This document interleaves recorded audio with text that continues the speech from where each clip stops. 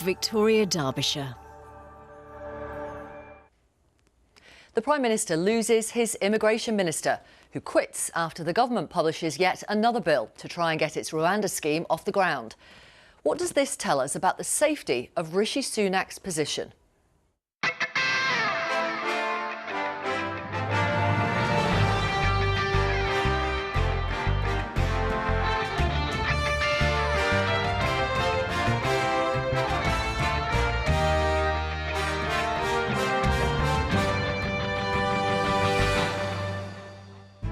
Robert Jenrick was a close friend and ally of Rishi Sunak's.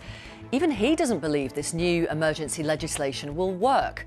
We'll talk to a former Conservative Attorney General, Labour's chair of the Home Affairs Select Committee and a former Conservative MEP. Also tonight, for the pain and the loss and the suffering. An apology from Boris Johnson to relatives of those who died during the pandemic. At the Covid inquiry, he admitted both he and the scientists underestimated how fast Covid was spreading. We should have twigged. We should collectively have twigged much sooner. We'll speak to Michael Rosen, who spent 42 days in a coma with Covid and was outside the inquiry this morning, along with other protesters. Also, US funding for Ukraine is on the brink of collapse.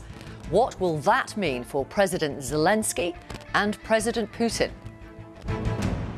Hello. The emergency bill published by the government this evening to apparently get planes to Rwanda taking off is a triumph of hope over experience, according to the man who quit as immigration minister tonight.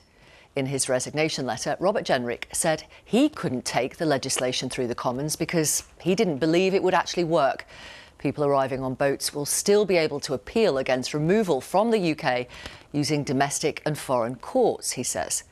You'll remember Rishi Sunak at the start of this year promised to stop the boats completely, and later he claimed he would do whatever it takes. Mr Jenrick clearly feels the Prime Minister didn't mean that last bit. On the front of the new bill, the Home Secretary James Cleverly states he's unable to say whether it's compatible with human rights legislation. Pretty similar to the sentiment printed on the front of the last bill, which was going to stop the small boat arrivals and send people to Rwanda.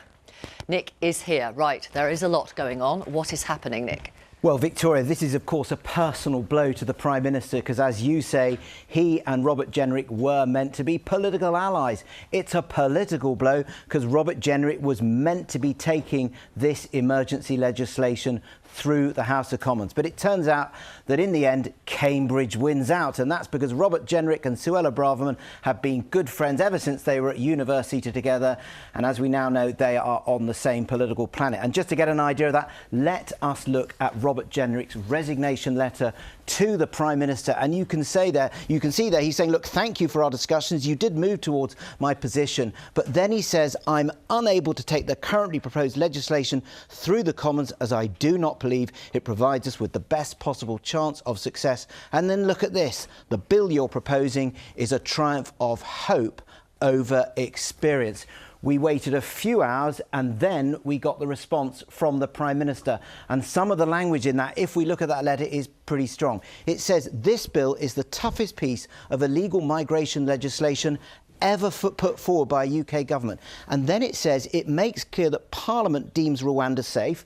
That is answering one of the main points of the Supreme Court. And then it says it disapplies the relevant parts of the Human Rights Act and makes clear it's for ministers to decide whether or not to comply with any temporary injunctions issued by the European Court of Human Rights. What is that? That is saying we're going to make it all but impossible to challenge you being removed to Rwanda in the courts. And then it goes on to say that the Rwandan government wouldn't accept this if we went any further. So if we go down your route, the Prime Minister's saying we wouldn't have a deal. But what does this mean for the legislation? Because it's the second reading apparently next week, isn't it? Yes, well, I spoke to one ally of the Prime Minister and they said this is a bad omen for Rishi Sunak. The right have been meeting tonight. Their view is that this resignation means that Robert Jenrick can't vote for this bill. It means that other people on the right can't vote for it. You only need 28 MPs to rebel and the legislation will not get through. So what they think might happen, they don't know whether it'll happen, it might happen, is that Rishi Sunak could, they think, turn it into a confidence vote, which is if you vote down this, you're effectively voting down the government. They say if he does that, we'll vote for it to keep the whip and then we'll stick in no confidence letters in the Prime Minister. Really? OK. Well, thank you very much, Nick. There's a lot to absorb there, a lot to ingest. We asked for an interview with the government. They declined. We asked for an interview with Robert Jenrick. He didn't, and we didn't get a response. We also tried multiple Conservative MPs who might support the government's new so-called emergency legislation, but so far without joy. But we're on air till 11:15, so please DM me on Twitter. Let's speak now to the former Conservative MP and former Attorney General for England and Wales between 2010 and 2014, Dominic Grieve. We'll talk to Labour's Chair of the Home Affairs Select Committee, Dame Diana Johnson, who is with us, and we have David Campbell-Bannerman, who's a former Conservative MEP. Right, let me start with you, Mr Campbell-Bannerman, and just quote, as Nick did there, Rishi Sunak's letter to Mr Jenrick, where he says, look, it's the toughest piece of illegal migration legislation ever. It makes clear Parliament deems Rwanda safe and no court can second-guess that, and it disapplies the relevant parts of the Human Rights Act. From your point of view, from Robert Jenrick's point of view, what's wrong with that? Well, as Robert Jenrick said, actually, that the problem is it doesn't, this notwithstanding motion doesn't actually get us out of the European Court of Human Rights legislation. And that is a big problem. And, you know, the excuse is that Rwanda doesn't, you know, won't allow this. Well, Rwanda's not in the Council of Europe, as far as I can see. So that is the legislation. Sorry to interrupt, but the legislation, because I've read it, makes it clear that it's for ministers to decide whether or not to comply with any temporary injunction that might be issued by the European Court of Human Rights. I mean, the test, and I was at the ERG last night, and obviously I can't comment exactly what was discussed, but they do have this legal star chamber, and the test is it going to work? You know, are we going to get flights to Rwanda with immediate effect? And I think that is the ultimate test, and it doesn't look like it will work, I'm afraid. Okay. And that is very, very serious for the government. So it's serious for Sunak, especially. Well, I'll come back to that and get you to describe what you mean by serious. But Dominic Grieve, let me come to you. The substance of Mr Jenrick's resignation letter is that individuals will still be able to make claims against being removed to both domestic and international courts. Is he right? He's right that it will be possible for individuals to argue that even though Rwanda is a safe country, their exceptional circumstances mean that they shouldn't be sent there. And it's also right that somebody will bring, undoubtedly, a challenge in our own Supreme Court that, in fact, the bill is incompatible with our obligations under the European Convention. Both those things will undoubtedly happen. And the irony is that the government may have a credible policy by having this treaty with Rwanda, but by trying to shortcut and force the courts not to consider it, I think it greatly undermines any credibility it has to make this policy work.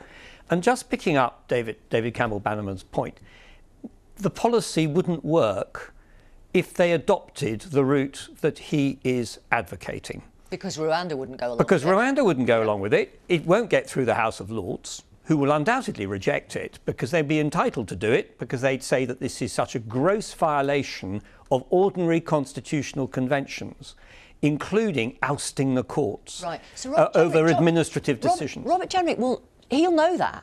But he ought to know that. He will know that. So why has he resigned then? I have no idea why he's resigned. I assume because he wanted, as was clear Suella Braverman wanted, to use this bill as an opportunity effectively to pull the UK out of the European Convention. And of course that isn't just about reputation, that's also about whether we can stay in a trade and cooperation agreement with the EU. It's about the Northern Ireland Good Friday Belfast Agreement. It's about our security and home affairs cooperation with the EU and our participation in Horizon. And I think there's a long list I could add to that. Dame Diana Johnson, the Prime Minister avoided the most dramatic option, which would have been withdrawing from the European Convention on Human Rights. You must be pleased with that. Well, the Home Affairs Select Committee has never looked at that. What we were saying to the government was this policy that they came up with, which was very headline grabbing, was never properly evidence-based, and it was never properly costed. And I think what we're seeing today now, these announcements, this legislation, emergency legislation going through the House, it seems to me that this is kind of a knee-jerk reaction when actually what the Home Office need to do is look again at a range of options to deal with the small boats problem, because we're really concerned that there is no evidence of the deterrent effect of this policy. The Permanent Secretary at the Home Office refused to sign this policy off because he could not guarantee value for money because there was no evidence of the deterrent effect. And in fact, the then Home Secretary, Suella Braverman, wrote to your committee in January this year saying there was no evidence yet because litigation was because it hasn't happened. Yeah. David Campbell-Bannerman, you said this is serious for Rishi Sunak. How serious? What do you mean? Well, I think, you know, I was in the Commons last night, and, you know, MPs are basically looking at the Rwanda bill as a trigger. You know, if this doesn't work, then letters of no confidence will go in, as you report. And I think there will be a vote of no confidence. And even if Rishi wins that, I still think he'll have to step aside, because there'll be so many MPs with the polls so terrible, minus 20%, and by-elections, the worst ever by-election result in history in mid-beds, that he'll be forced to step aside. Is that really credible? I mean, are you genuinely telling me and our audience tonight that there are credible politicians, Tory politicians, suggesting that there could be possibly another Prime Minister within the space of 12 months? What would it be, the fourth?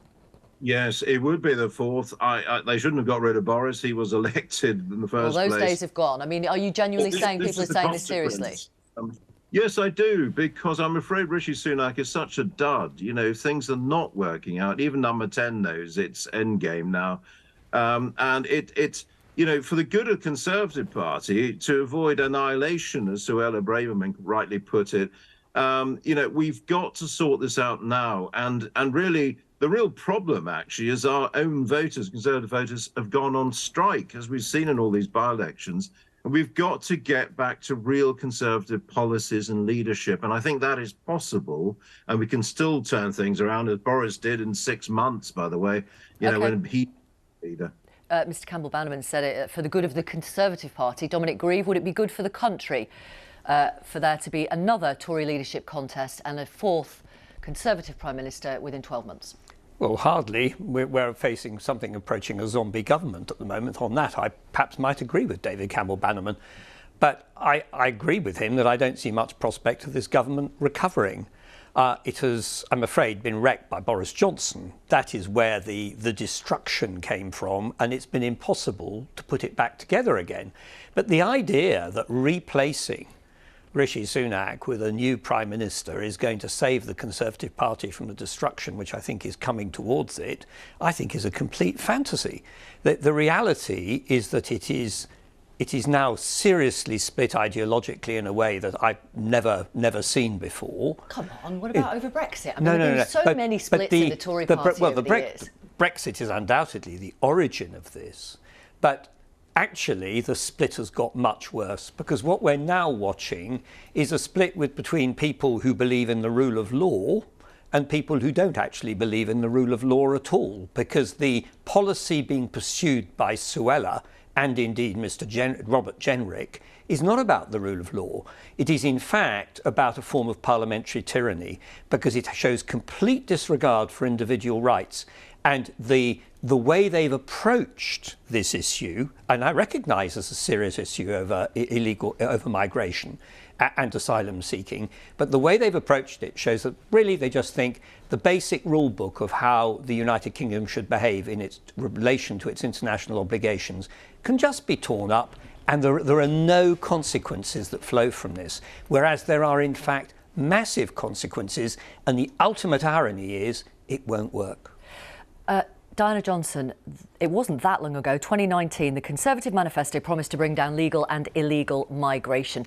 Doesn't the fact that this will now be the third piece of legislation to try to do what was promised in that manifesto, and which people voted for because they won an 80-seat majority, shows how difficult it is? And if you win the next election, it's not going to be as easy as you say it is. Well, I'm speaking on behalf of the Home Affairs Select Committee. Yeah, but you are a Labour MP. Yes, I'm a Labour MP, but what we say on the committee is you need to have good evidence-based policy. You need to have it properly costed. I think the Home Office... Have you seen that from your party yet? Well, can I just say about the Home Office at the moment? We've had 5 Home Secretaries in the last couple of years. We've had numerous immigration ministers.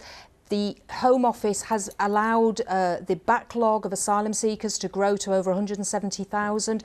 That organisation, that body, the Home Office, has got serious problems in being able to deliver whichever party's in government, to be honest. There is a fundamental problem, it seems to me, with the Home Office. We had the Permanent Secretary in front of us last week. He was unable to give us basic facts and figures about what was going on. For instance, how many children who've gone missing from hotels, unaccompanied asylum-seeking children. He couldn't tell us how many of those children have been found. That is disgraceful. That is not how one would expect a senior official in the civil service to With your behave. expertise as chair of the Home Affairs Select Committee, and also a Labour MP whose party wants to be in government after the next election, have you seen evidence-based proposals from your own party? Well, I know that the front bench of the Labour Party is working up proposals in all areas. They want to be prepared, and they've got 5 missions that Keir Starmer has set out very clearly to really change this country, talking about not 1 term but 2 terms because of the state of the country. My constituents tell me every day when they go out, when I knock on doors, everything's broken. You can't get to see a GP, you can't find a train that works, everything's broken, so it's going to be a huge job for whoever forms the next government. Thank you all very much. Thank you for coming in. Dame Diana Johnson, Dominic Grieve. I know, Mr Campbell-Bannerman, you're staying with us because we are going to talk about Boris Johnson at the COVID inquiry. Before today, we've heard much evidence about how Mr Johnson didn't take COVID seriously enough early on, didn't understand the science, ran a toxic and dysfunctional government, couldn't make decisions, and when he did, he couldn't stick to them. Today, for the first time, the former Prime Minister responded to those accusations. He remained, for the most part, calm. He didn't make any jokes. He admitted he had underestimated the scale and pace of COVID, that he should have twigged how serious the virus was sooner, and that, quote, unquestionably, mistakes were made. He stated that he took personal responsibility for those errors, and we did our level best, as well as apologising for the pain and suffering people endured. 4 protesters were removed from the hearing with posters saying, "The dead won't hear your apologies."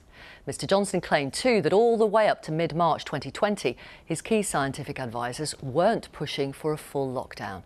And he defended the lockdown, saying he gave the arguments against locking down pretty short shrift. Here's Nick. Good evening. The coronavirus is the biggest threat this country has faced for decades. At the helm during dark, alarming and confusing days. Could you commence your evidence, please, by giving us your full name? Alexander Boris Johnson. And now held to account by the inquiry he established, opening with an apology.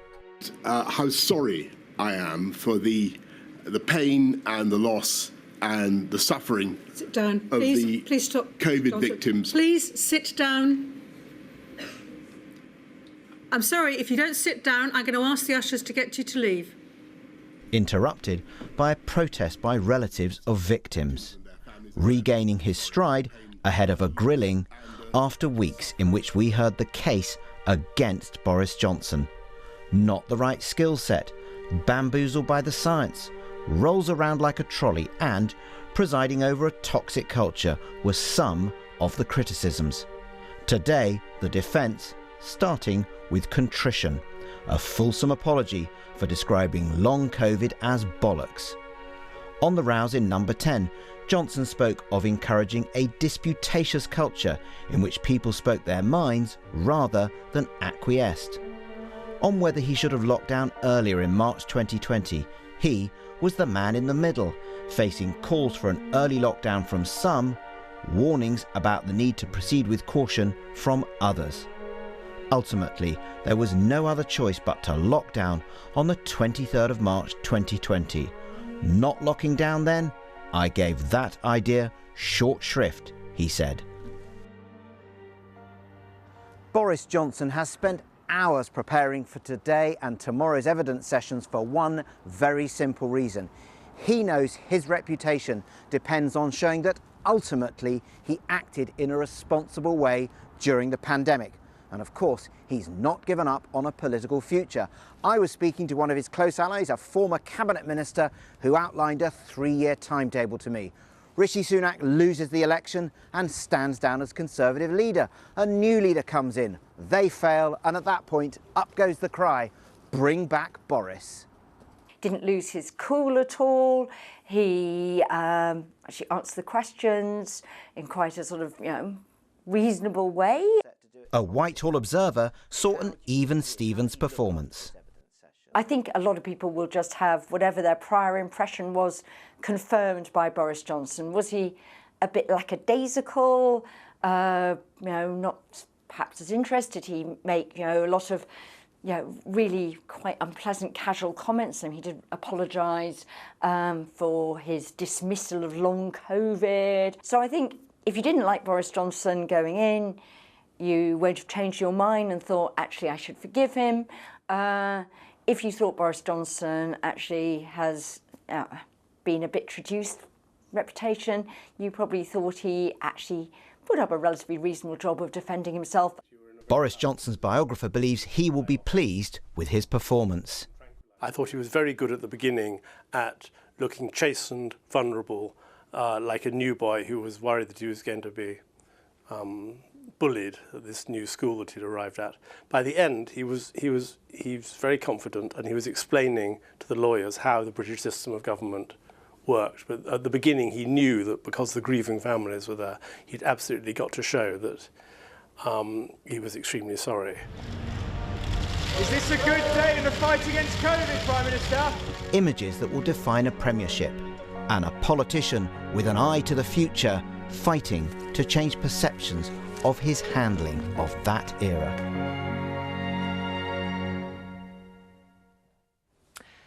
Author and poet Michael Rosen was outside the inquiry this morning supporting the campaigners who gather each day. He had COVID back in 2020 and spent over 40 days in a coma. And David Campbell-Bannerman is still with us, chairman of the Conservative Democratic Organisation. Mr Campbell-Bannerman, what do you take from Mr Johnson's manner and words today? I think he did very well today, to be honest. I mean, it was refreshing to have someone that didn't try to blame everyone else, as we've had to date with Dominic Cummings and all these officials and scientists all arguing amongst themselves. I did think he did it well. He was right to show contrition. It was an awful thing, and he was very emotional at times, and genuinely so. And I do salute him for being so honest and open about what went on then. And I think he's come out of it well. Okay. The way it should have been. Mr Rosen, did you think that Boris Johnson was open and honest, and do you accept his apology?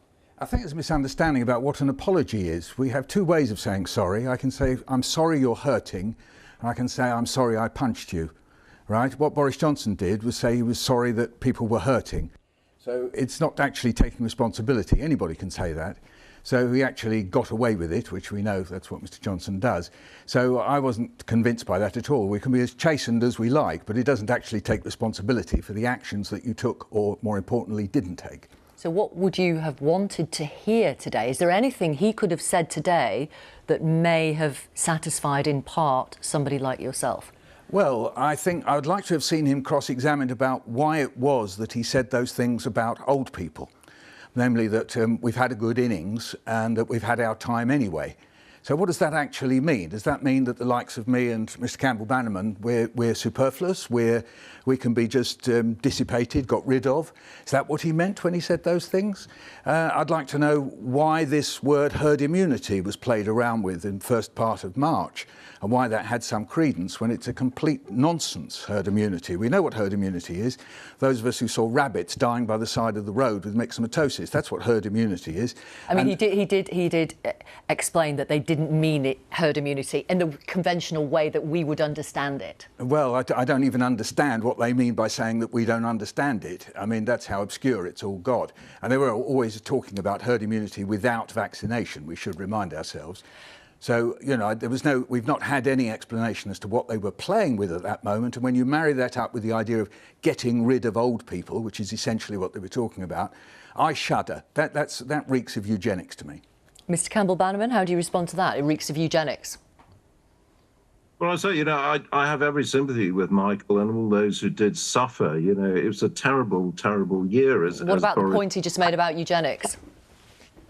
Well, no, I don't think it was about eugenics at all. I mean, you know, there's some terrible choices, like in a war. This is like a war. You know, the cost of COVID is equivalent to us having fought a war, 400 billion plus. You know, it overwhelmed governments all around the world. And you know, Trump went, he paid a price. Ahern in New Zealand paid a price. You know, it's overwhelmed governments. And I think we have to set it in context. And what came out today is that, you know, no one was taking it as seriously as they should have done. But then we weren't prepared for it. And, you know, Jeremy Hunt was health secretary for many years. And I know he's shown some contrition as well, that you know, we weren't preparing for the scale of this. And we have had these things. We've had AIDS, we've had, you know, bird flu threats and all of these. OK, Mr. Rosen wants to come back in. I just want to say, how do you marry up the fact that Mr. Johnson admitted that he saw those pictures coming from Italy?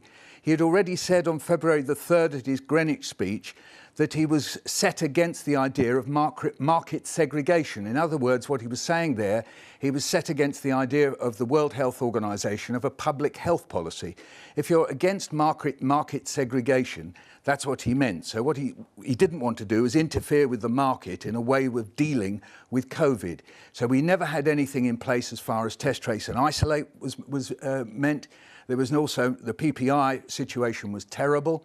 So we had all that going on. So I don't think the government was taking it seriously at all. The World Health Organization was putting out these warnings. And as I say, Mr. Johnson had already seen these pictures coming from Italy. What did he think was going to happen? Instead, we had the Cheltenham event. We had a Liverpool European game happening. And the first advice towards old people, supposedly, people who needed shielding, wasn't until, as I remember it, something like, well, it was late March at any rate. Well, I say hindsight is a perfect science, isn't it? And I'm afraid, you know, we didn't know what the threat was. I knew people who went to Italy at December time and they had this strange, you know, illness. And looking back, that was COVID, probably December, January. We did know because we were reporting on what was going on in, not just in China, of course, but then in places like Spain, like Italy. Well, it's, you know, again, you know, governments have to obviously estimate how serious it is and the scale of it. And I think we're all overwhelmed, frankly. It was a, you know, incredibly serious and far-flung thing. And thank God, you know, Boris delivered on the vaccine. Let's not forget that. Both scientists and Mr. Johnson were having ideas that it wouldn't matter that much because it would only be old and sick people who would die of it. And it wasn't true because of the viral load that when it hit people, they knew straight away that there were people, there were young people in health jobs and there were transport workers. The moment they hit the viral load, they were dying at a rate very quickly, straight from the off. Can I ask you, Mr. Rosen, I mean, you were very ill. You were in intensive care for... About 47, 48 days, yeah. OK. And in a coma for most of that. Yeah. What are the physical consequences 3 years on? How are you? I'm OK, I'm alive. Have you noticed? Yes. Yes. I lost most of the sight in my left eye, most of the hearing in my left ear from microbleeds in my brain. And then I'm numb. I've got numb toes because people don't understand quite often, some people don't understand that COVID can affect the vascular system, the blood system. And so you get clotting and thickened blood. So you get aneurysms, embolisms. That's why people were dying so quickly, because effectively they were getting heart attacks and strokes. And also people get COVID toes, losing their toes, something like frostbite. So people quite often think it was a respiratory illness. They call it a cold because it's in the cold family. But in actual fact, the most serious consequences were when it affected the blood, as with me. How did you survive? Because I had incredible care, because they gave me this intensive care treatment, which is basically to switch off your body, force air into you so you're not even making the effort of breathing, and hoping that your body will do the job. I mean, just before I went under, the doctor said to me, will I sign a piece of paper to let them put me to sleep? And I said, will I wake up? And he said, you've got a 50-50 chance. God. And I said, if I don't sign? He said, 0. So guess what? I signed. So they're quite blunt, aren't they, doctors? They know what they're doing. So, you know, round about 20 days, they were getting pretty worried, especially as this eye was blown.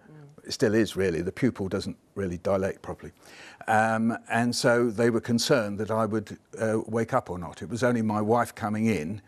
I was wheeled out onto the 4th floor atrium. She held my hand and played recordings of our kids in my ear. Oh. And apparently I waved my arm in the air. I'm pretending I know what I did, but I don't remember. And according to Professor Hugh Montgomery, the consultant, that when they pushed me back into the lift, I didn't stop talking. There's a big surprise. Okay, well, I'm quite glad you didn't stop talking at that point. Thank you both very much, gentlemen. Thanks for being with us tonight, and amazing medics, eh? Thank you. Yes, indeed. Yeah, thank you. Right, US President Joe Biden's plan for a massive aid bill for Ukraine, with the White House warning that funds to help the war-torn country is in serious trouble tonight. As we came on air, it failed a vote in the US Senate. Republicans are insisting the deal, which includes $61 billion for Ukraine, is tied to sweeping US immigration and asylum reforms. In a televised message to lawmakers today, President Biden had said he was willing to make significant compromises on the border. Well, Mark is here. So how big a problem is this blocking of funds when it comes to Ukraine? Well, it is pretty important. As you know, this type of funding to buy weapons, essentially, and keep the Ukrainian military going was supposed to go through in October. It was blocked in the House of Representatives, where the Republicans do have a small majority. And then tonight, the administration tried to get through a sort of clearing motion through the Senate, but it also failed to get the supermajority there. And most people think nothing's going to go through this side of Christmas. So that means several months delay to weapons, to other forms of sustainment for the Ukrainian campaign. There's a move also by Viktor Orban of Hungary to slow things down on the European funding. He's planning to table that at a summit next week in Brussels. Now, the European funding looks a bit more secure, but still a lot of people now in Europe are beginning to worry about that as well. So quite a serious issue for Ukraine. So what is the reaction in Kyiv then?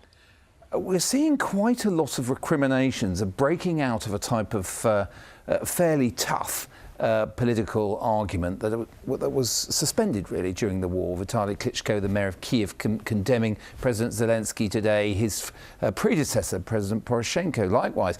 We've also seen lots of signs of difference between President Zelensky and the military commander, General Zaluzhny, all suggesting quite a lot of friction, blame game going on, people now blaming Zelensky for not making a briefing to those US congressmen. For some reason, he didn't do that yesterday. He was expected to do it.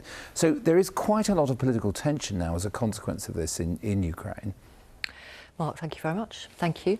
Live to Kyiv now, and Melinda Herring, who is an expert on Ukraine and a senior fellow at the Atlantic Council's Eurasia Centre. Thank you very much for talking to us.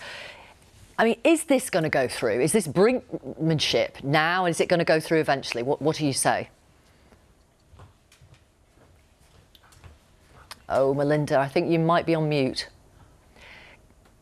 I'm so sorry. Can you hear me now? Thank you so much, Victoria. Oh, yeah, go for it. We can hear you. Perfect. Go. Good. Vladimir Putin got what he wanted for Christmas today. It looks like the aid bill is not going to go through in the next 2 weeks, and it may go through in January. There are enough votes to put the bill through the House of Representatives, but all of the Ukraine aid is stuck now in America's domestic politics, and there's not an easy way out. That's the reality. Okay, so the practical implications for Ukraine. You've said, obviously, it's a great Christmas present for President Putin. What does it mean for Ukraine? The mood here in Kiev is very dark. It's very cold physically, but people's spirits, I think, are very diminished by what's happening in the U.S. It means that the war will be prolonged and human suffering will be prolonged. So more people will die and the war will continue. It means more people will lose limbs. More children will have to tolerate separation as their parents are fighting. There's 6 million Ukrainians in Europe, and they'll have to stay in Europe until it's safe and secure for people to come back home. Why do you say it will prolong the war? So Ukrainians are not going to give up. They will continue to fight. But the sooner that Ukraine gets the weapons it needs, the sooner it can end this war. So if you continue to string out the assistance that Ukraine needs, it's going to make it more difficult for Ukraine to retake its territory. Okay.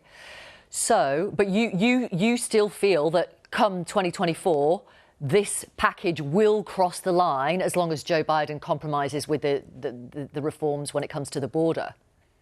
Yes, Victoria, I'm confident that this bill is going to pass. So that's the good news. When you do the math and you look at the members of Congress who support Ukraine, the bill passes. The problem is that the majority leader of the House will not bring it to the floor. And even Senator Mitch McConnell, someone who's been very, very strong on Ukraine, is now digging his feet in saying, President Biden, you got to reform the southern border. So this has become, Ukraine has become a partisan issue. It's not a good sign because this is probably the last big assistance package for Ukraine before our presidential election. So for Ukraine, it's now or never. It really has to pass.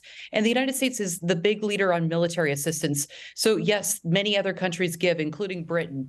But what we do, others will follow. So it's imperative that this passes. And it's not just military assistance. It's also humanitarian assistance and economic assistance. And this economic assistance is what keeps Ukraine from not becoming Afghanistan. Ukraine is not a failed state. It's paying its pensions on time. Its hospitals are open. Its railway works. Everything is still working. Its banking system works. And that's because of the economic assistance the U.S. and the European Union have provided.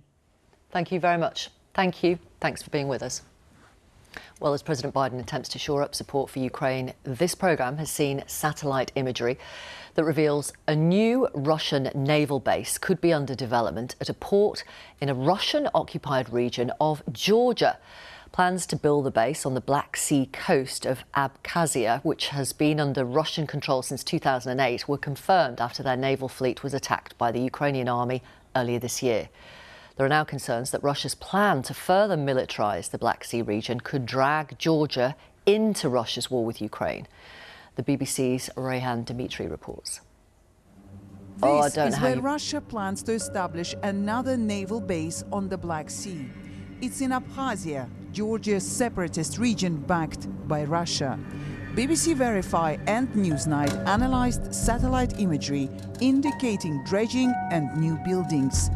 The port is dual use as a coal terminal and as a Russian Coast Guard facility. The latest construction has taken place since Russia's invasion of Ukraine. We see that there are some changes for sure here. We see that the access has been widened, which makes sense from Russia's point of view if they want to expand this port. Russia's Black Sea fleet is under pressure. Ukraine claims to have destroyed or damaged as many as 27 Russian naval vessels, including warships. The base in Abkhazia is almost 400 miles from Crimea, a potential refuge for Russia's beleaguered navy. But it also presents a new security threat in the Black Sea region. Back in 2014, when Vladimir Putin annexed Crimea, such a threat to Russia's Black Sea fleet would have been unthinkable. Black Sea plays a fundamental role in Putin's thinking and how he views Russia's dominance within the region. And of course, this would mean that Russia will not only have this base, it will use this base to attack Ukraine. I think if Russia needs, and it is within its interests to drag Georgia into this war, they will do it. Just south of Russian-controlled Abkhazia lies the Georgian town of Anaklia. There were once big plans for this city, but these are turbulent times. Georgians worry that Russia's plan to establish a naval base just a few kilometers from here would bring the Russian-Ukrainian war too close to home, and that it would threaten these countries' aspirations to become a major trade and logistics hub between China and the West. Georgia started building a deep-sea port here in Anaklia in 2017 with Western investors. If completed, it would have dramatically increased trade between Asia and Europe through the so-called Middle Corridor, avoiding Russia. The Kremlin claimed US Navy submarines would dock here. In 2020, Georgia's government cancelled the contract. The case has gone to international arbitration. Mamuka Khazaradze, who led the project, has gone into politics. This is the biggest problem we have with this government, because they are serving Russian interests. Because Anaklia, it's not in the Russian interest to be built. And proof of it, you see that in 20 kilometers from Anaklia, the Ochamchire, the military base, is under construction now. The government says it is reviving the port project. It denies acting in Russia's interests. Absurd. It's absurd. But it admits Georgia is under constant threat from its northern neighbor. In the last 30 years, we had 3 wars with Russia. If there is something, we are there alone fighting Russians. We do not have the NATO security umbrella. We do not have the EU's economic solidarity. But what Georgians might get by the end of this year is EU candidate status. Like Ukrainians, they see themselves as victims of Russian aggression. And while Ukraine's success in the Black Sea has exposed Russia's vulnerabilities, Russia's establishment of a new naval base on occupied Georgian territory demonstrates its continued dominance in this region. Rayhan Dimitri reporting. Right, let's have a look at some of tomorrow's front page of the newspapers.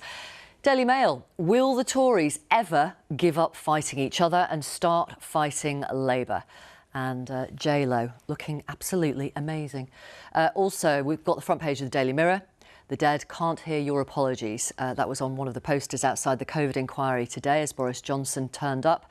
The Financial Times, Sunak's drive to unite the Tories behind the Rwanda bill implodes as Jenrick quits. And the Daily Telegraph, Immigration Minister quits as the PM is warned of electoral oblivion. Those were the words of the former Home Secretary, Suella Braverman, in the Commons this afternoon when she gave her resignation speech / sacking speech. That's all from us tonight. I'm back tomorrow. Have a good evening.